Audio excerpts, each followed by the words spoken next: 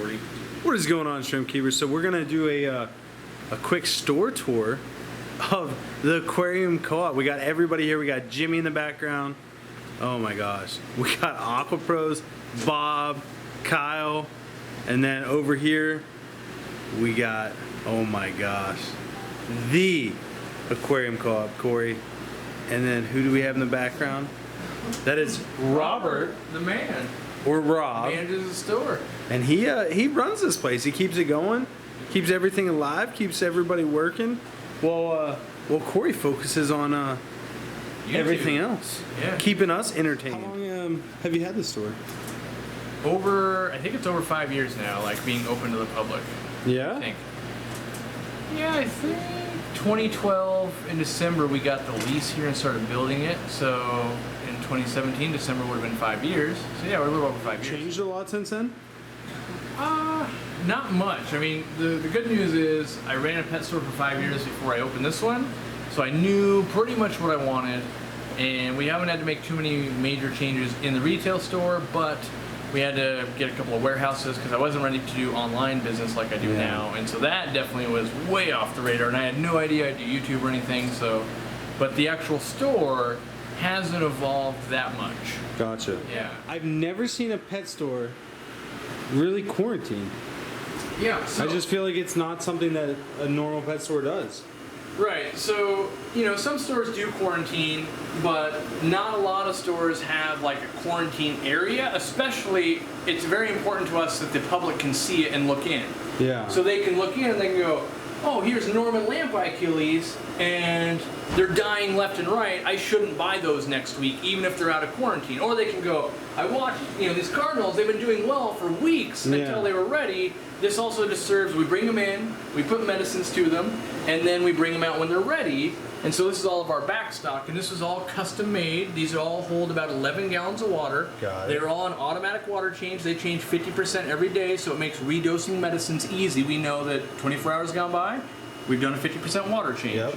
That's all on its own automated water change system. And each zone here is completely sealed. So a lot of times people think they share water. We don't share any water through these. Yeah, you literally have your own bulkhead. Each sponge filter in each one, each bulkhead, so they drain water. And it costs way more money to do that because people think they don't realize how expensive something like this is, because this right here is one aquarium. This shares one wall, but this is another aquarium. So it's like, when you start going, well, how much is an acrylic 20-gallon tank? You're like, oh, dang, that was $180. And you start going like, wait, it's just like, that's a lot of those. And then they're custom made to fit these Costco racks. Yeah. And we had, like, this is my own design. We had it so it fits the collection containers, and it's the exact width for a 10-inch net. So you can just scoop front to back, get all the fish up and out, move them out. Yeah, this is a good addition. Yeah, and we went through a bunch of like custom builds, right? So this one here, we tried this out. This was the first rack we built.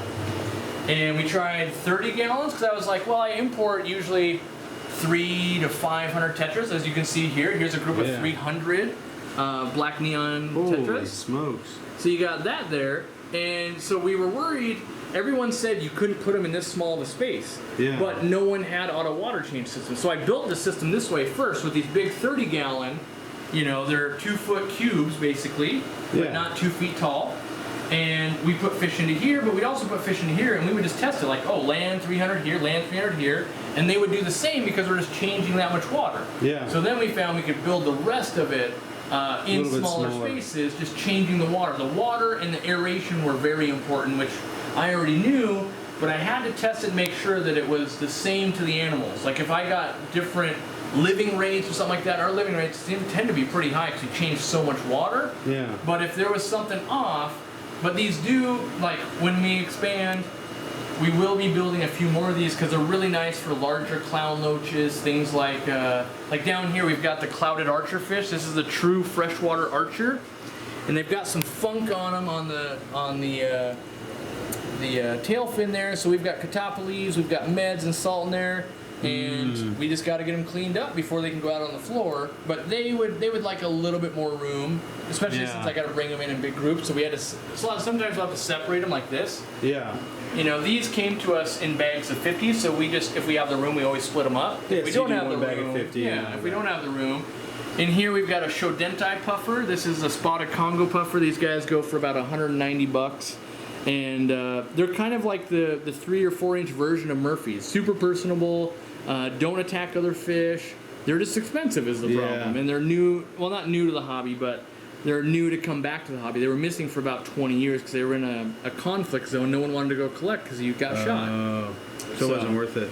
Yeah, over here we've got, these are Pseudomogil pascae was the old name. Now they're called Luminatus Pseudomogil. They're also sometimes called the neon red.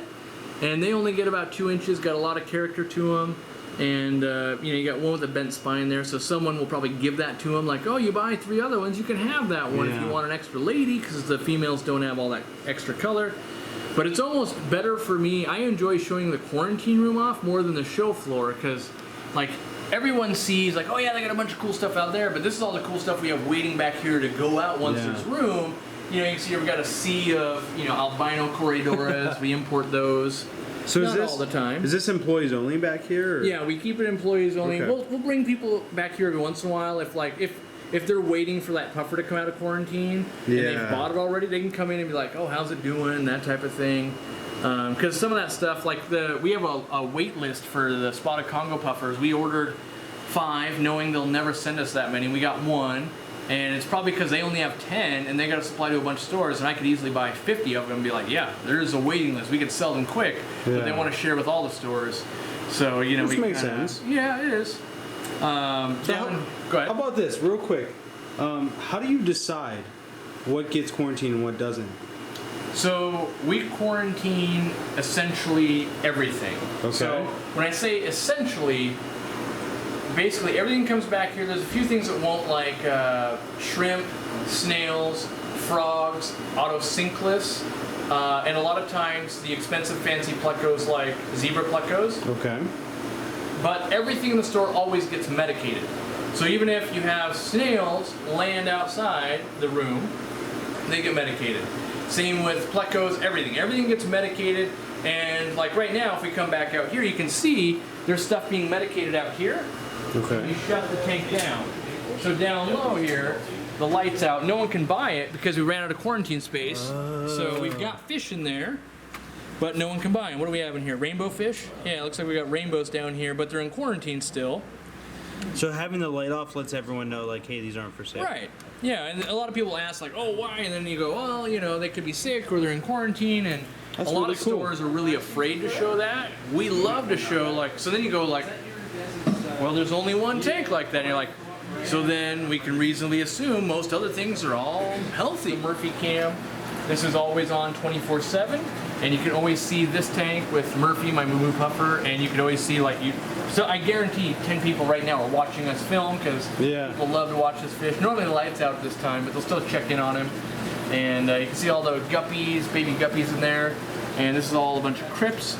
And the question I always get asked is, doesn't Murphy eat those guppies? No, he eats clams and stuff like that. You want to see him eat? Yeah. Let me grab some clams. I'll be right back. How old is Murphy? Murphy is about 2. Okay. And they live to be, what, 10? At least, yeah, they can. Get enough clams here. Yeah, they're so personable.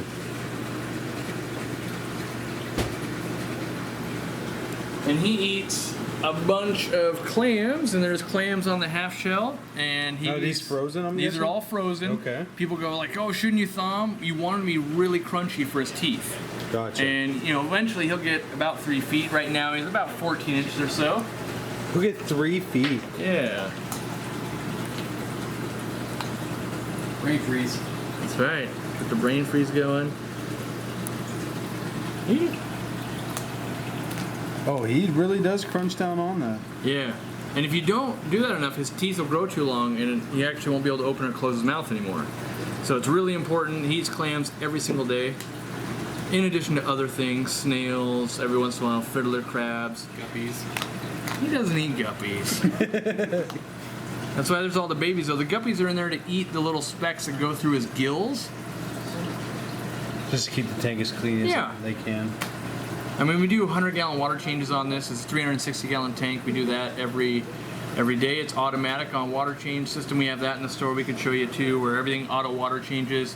And the water in here is really clean because of all the plants, but it recycles down below to the goldfish so that you don't, kind of waste even cleanish water. But this is the store mascot. It's our logo and all that. Now you had one before this, right, Hank? Yeah, we had Hank. Hank was, when he died, he was at 22 inches, and he had, right there. You gotta back up. So his eyes are far enough apart now. When they get really big, they have to line up from the side to look at it. Something in front of them they won't be able to see. So they have to back up and look at it. But both eyes move independently, kind of like a chameleon. But I had Hank before, and he was 5 years old, but he had a disease that caused lesions on his heart and kidney, and it taxed his system over time.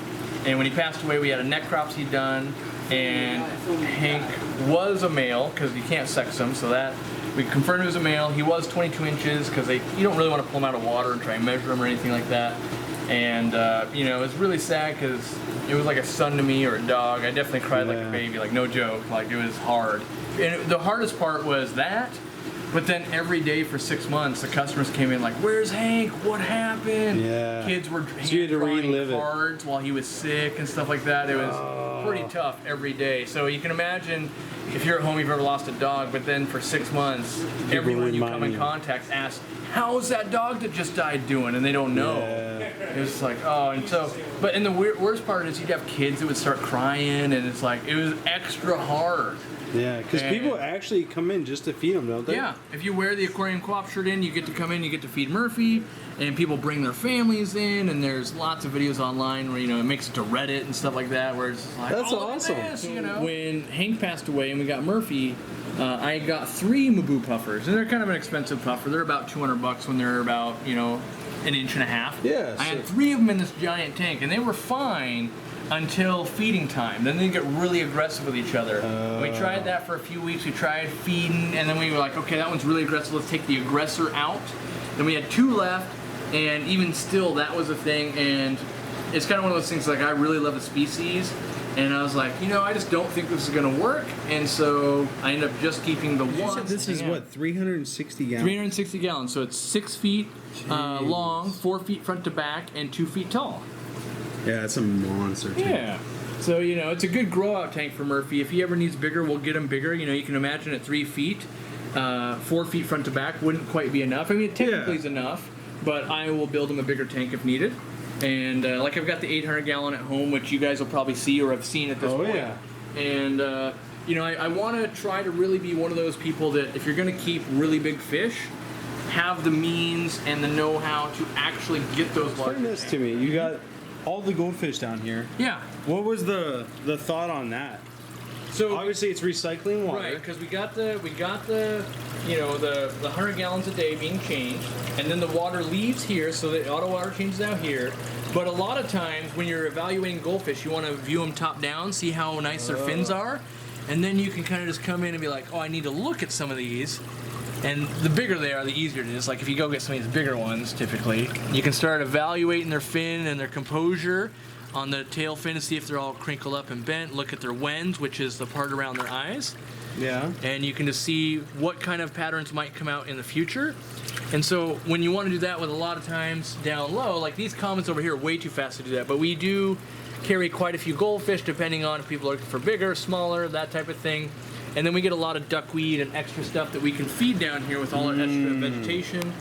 And so it's kind of, and it's a good thing for kids. Like kids can be real close there, and it's not like kids are gonna put their hands in water when they're in a pet store. Yep. So you may as well give them something where it's like it's kind of at their level. They can do what they want. It's not harmful because these are only like 100-gallon totes, and we basically water change 50% of them every single day. Plus they have their own filtration, their own air. And so it works out really nice. More into like the planted tanks, right? Yeah. I mean, pretty much all my tanks are always planted because they're the best filter in the world. Like, you use filtration, but they are nature's filter. Yeah. It's just a 90-gallon cube. It's got a bunch of Dragon Oku stone. We've got the Anubias Nana there. We've got some Crypt Wendeti, Crypt Spiralis is the long one. We've got some spiderwood in there. And then up front we've got Crypt Parva. So it's a lot of crypts in here, and I love crypts because they're so easy, and you don't have to do a whole lot. And we've just used the rock here to build the shelves so to give it some more depth. Yeah, I love that. Yeah, it's just fun, you know. And there's Dragonstone's a good scaping stone. yeah, for sure. A bunch of green cardinal tetras out of the back, just to soak up a little bit more nitrates. We've got Pothos. And a lot of times we'll just like clip a piece of this off and give it to a customer if they're having some problems. They can get that started. It's not a quick fix, but a long-term fix. It can help fix some of their goldfish or African cichlid tanks, that type of thing. So do you highly recommend it? Yeah, I mean, only if you have a really big planted tank, you can get to a point where this gets too big. Like we had it growing all the way down the store and back, and it would starve the tank of nutrients. Oh. So you got to be careful there. But for most people, yeah, if you're just kind of like, yeah, I've got some plants and I'm putting fertilizer in and my plants are doing okay, but I keep getting high nitrates because I got way too many fish. Yeah. That's a good time to implement that Pothos. You know? Gotcha. Custom decorations because this is kind of fun and people liked it. We've got the new one here, the Real Fish Talk podcast we're doing, and so we're making an exception. But these are still made by an artist that's not quite local. They're a little bit away from local, but handcrafted each one.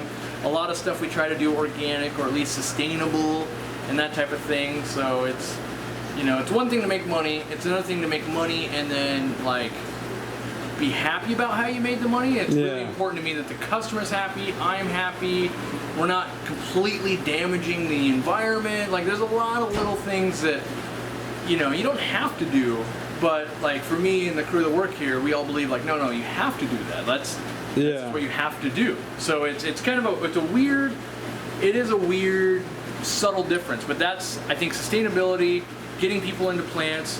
And that's like, if you look at our shelves and you start looking at filters and stuff, you'll realize there's no like reusable cartridges. We don't want to be throwing plastic away every day. We want to reuse.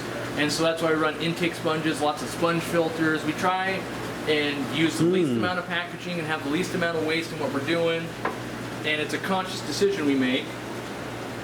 You know, you're looking for a cave, it's like, here's a coconut cave.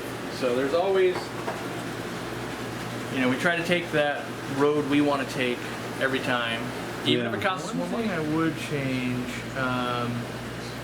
Let me think. There's two things. Oh, there's at least two things. One thing over here. This kills me and my employees. Down here, by Run Bob. These two tanks are pretty much the only two tanks in the store that aren't on auto water change system because they're too low for the drain pipe at this point. And they're only planted tanks, but it still matters, and you know, it's harder to balance because we've got auto dosers and CO2 and all that kind of stuff. Yeah. And I might, now knowing, I had to use these racks because I already own them, but I would now maybe have them built up a little bit more, like 3 inches up. Everything goes up by 3 inches, and now these auto water change as well. That would have been really nice. Yeah. But, you know, these two tanks, I have to flip but I have to flip lights on manually. Oh. And it's because this line, the way it goes down under the concrete, and the pipe or whatever is crimped, so we couldn't run line back through it. So if we go to the back of the store, you'll see why that's kind of important. Everything in the store is built on GFI and stuff like that to protect Robert and my other employees, so that if they're touching water and stuff shorts out, it's not a problem. But everything's on switches, so I can basically come in the store, walk to the back, and right back here, this is what controls the store. So all the lights in the store just went off except for that front panel. Oh. All back on. There it goes. And so, you know, it's not the worst thing ever, but at the same time, when you plan an entire store and like, if those are the worst things about my store, I've got it pretty good. Yeah, you're doing really... It's every morning of every day and every night. You'll get in your car, you'll sit down like, the front tanks are on. If I don't go turn them off, they're gonna get an algae bloom, and then I gotta deal with that. And it's not me anymore, it's Robert and my employees. So it's one of those things that's just never ending. So could you change it now? Technically, but to run all the conduit and stuff behind the tanks gets really difficult. Yeah. And so it's one of those like, not worth all that crazy hassle to pull off something, you know, it's a minor annoyance. And you could be like, what about timers? Yeah, technically we could, but we'd have to get timers with battery backups. We had those. Those worked for about 2 years, and then the batteries were like the mechanism wouldn't use the battery anymore. So it's kind of one of those like, you know, make sure it's like the. Not every day people get to see full-size black neon tetras right alongside the babies. Yeah, so big black neon tetras and, you know, all the little ones. That's a big difference. Yeah, we got one other tank that's kind of, well, 2 tanks that are kind of cool in my opinion that most stores should have. And that is here we have the orphan bin. So every fish in this tank will always be $1 no matter what it is. So there's a convict, there's some tetras, and these are fish that get donated back to us by customers. Either one, they were angry, one, they were the last one they had, something like that. And then we have a tank in the back where we collect them all up, then we put medicine to them, make sure they're healthy, you know, dewormed, that type of stuff, and then they come out here. But that we have a 40-gallon tank. I don't know what we have in there. Looks like a customer traded in some plecos and stuff. So right now we've got a bunch of albino baby plecostomus. We've got some Siamese alligators, a loach, Habrosus Cory. And you can see they're like, oh, but there's only like one. It's like, yeah, someone just brought them in. We're gonna get them cleaned up, and then they'll go back out in the orphan tank, and people can buy them for $1. And the reason we make them $1 is if you don't put a price on them, they end up being feeders. Yeah, you don't want that. Well, we're not looking to do that. We want them to get good homes, and I'm not saying you couldn't use them as a feeder, but they're, you know, if you don't put a price on them, people are like, I'll take them all, and then they put them into a bad situation, and maybe they die off. Yeah, like we you'd just got rather. healthy. Yeah. And so sometimes people are moving or whatever. They just got to take the tank down, or their tank cracks, and they land here, and we take care of them. So that's awesome. Some places I know, at least around me, that they don't even take them. Right, so our policy is any fish we ever sell, we'll take back. We won't pay you for it, but we'll always take it back because it's the responsibility of us. If we sell a bunch of common plecos and they all get to 3 feet and people can't take care of them, I think that's our responsibility. So that's why we don't sell common plecos at all. Yeah. You could special order one, but well, I won't say never, but it would be very rare you just walk in like, that's a common pleco for sale. Like if you did, it would be this big already, and like we're helping someone rehome it. Not, we've never. I think I can say that we've never ordered like a batch of small common plecos or anything like that. We would never do that. My advice is watch those fish long before you buy them, and learn how that store does with that fish before you invest your money, especially if you've got other fish in the tank. Because a lot of stores, this is the biggest scam running. If they say, well, we guarantee our fish, and you buy 5 cardinal tetras, it kills 50 cardinal tetras, and then they credit you for 5 cardinal tetras. Yeah, that's terrible. That's terrible, but in their mind, it's great because you still want a tank that has 55 cardinal tetras. You're probably going to buy a bunch more cardinal tetras, and so it's kind of this weird, you're either going to buy medicine or more fish, and they make more money by going, oh, well, I don't know what went wrong in your tank. Type deal. So it's predatory on the hobby, and I avoid it at all costs. That's good. Yeah. Well, hey, Cory, honestly, thank you so much. Anytime. I know it was good. Like, I traveled a long way. You did. To get this tour. Yeah. Like, I really, really wanted to be here. We've been talking about it for weeks, or more than weeks, months. Yeah. And it finally happened, and yeah, it's much better in person. So good. The video doesn't do it justice. So if you are ever in Edmonds, this is Edmonds, right? Edmonds, yep. Edmonds, Washington. Come check out the Aquarium Co-Op. And if you're not in Edmonds, then go online to youtube.com and type in Aquarium Co-Op, and you can see this guy all over the place. So for sure. Cory, thank you so much, and thank you guys for watching. We'll see you around, guys. Talk to you guys later.